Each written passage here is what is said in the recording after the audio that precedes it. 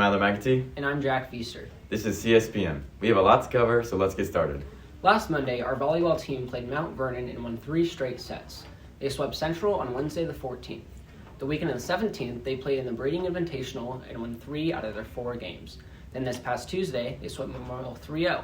Thursday, traveled to Boonville and won 3-0.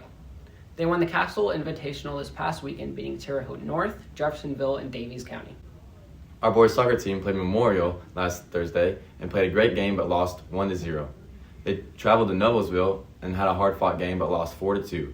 This past weekend, they fell to Jasper 1-0.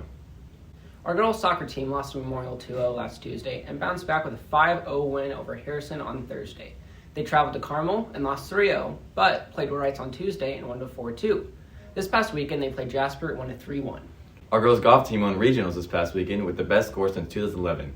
They had a score of 296. Lydia Bowersfield, with the best score, had a 72. They will play in state next weekend at the Prairie View Golf Course in Carmel. Good luck, girls. The boys tennis team played 3 games this past week, sweeping Harrison North and Bosse 5-0. The cross-country team ran at the Pike Central Invitational this past weekend. Jackson Kramer placed 6th, and his brother Dane Kramer placed 9th. For the girls, the only medalist was Heidi Giannini, but with a 4th place finish. Our football team played Vincennes on the 17th and won 35-21. Castle started the game with a touchdown, but Vincennes answered back with a touchdown of their own. Western Agner scored a 14-yard touchdown with 20 seconds left in the first quarter. Both teams scored in the second quarter, making the halftime score 21-14. Castle came out of the half with a 15-yard touchdown from Braden Bishop. In the fourth quarter, Max McCool ran into a touchdown, making the score 35-14. Vincennes scored one more touchdown at the end of the game, making the final score 35-21. This past Friday, we played Wrights in the Wrights Bowl. Both teams traded field goals in the first quarter, making the score 3-3. West Nightner had a 14-yard touchdown, but Wrights answered with a touchdown of their own at the end of the second quarter, making the halftime score 10-10.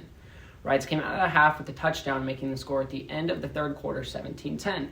Wrights then scored 24 unanswered points in the fourth quarter, making the final score 41-10. Knights lose week 6, making their current record 4-2. Even though it was a away game, Castle student section proved they'd be there for their team. Ramsey Newton got exclusive interviews with the student section. Take it away, Ramsey. Hi guys, my name is Ramsey Newton. I'm here with Ashton Lowe, Mercer, and Tyler Thomas. Tyler, what would you rate the student energy tonight? I mean, the student energy's got to be a 11 out of 10. It's just insane up there, unmatched. Thank you so much, Tyler. Ashton, if you had to say someone was the MVP from the game so far, who would you say? I mean, it's got to be that man Purdy. That pick was so clutch, and he's on lockdown D. Thank you so much. And Mercer, you're pretty loud. How do you like getting the crowd's attention? Hey, man, getting them wild up, getting ready for the game. This is a big one. It's 10-10 right now. Me and Big Rye over there, we got the student section screaming. It's a great night out here. Thank you so much, guys.